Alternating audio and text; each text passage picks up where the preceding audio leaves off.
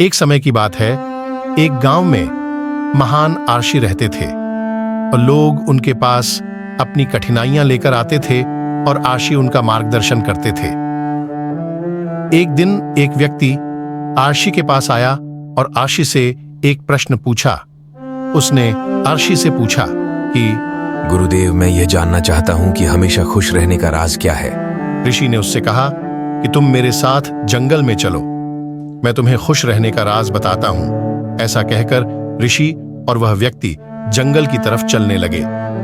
रास्ते में ऋषि ने एक बड़ा सा पत्थर उठाया और उस व्यक्ति को कह दिया कि इसे पकड़ो और चलो।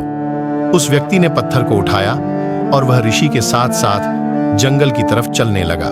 कुछ समय बाद उस व्यक्ति के हाथ में दर्द होने लगा, लेकिन वह चुप रहा और चलता रहा।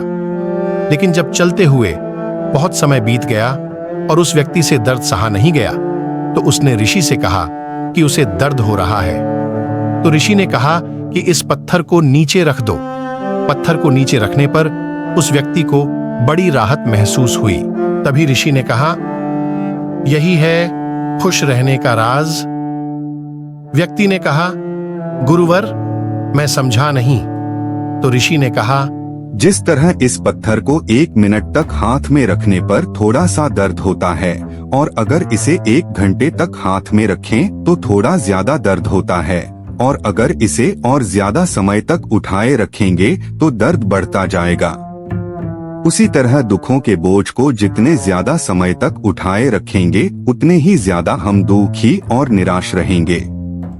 यह हम पर निर्भर करता है कि हम दुखों के बोझ को 1 मिनट तक उठाए रखते हैं या उसे जिंदगी भर।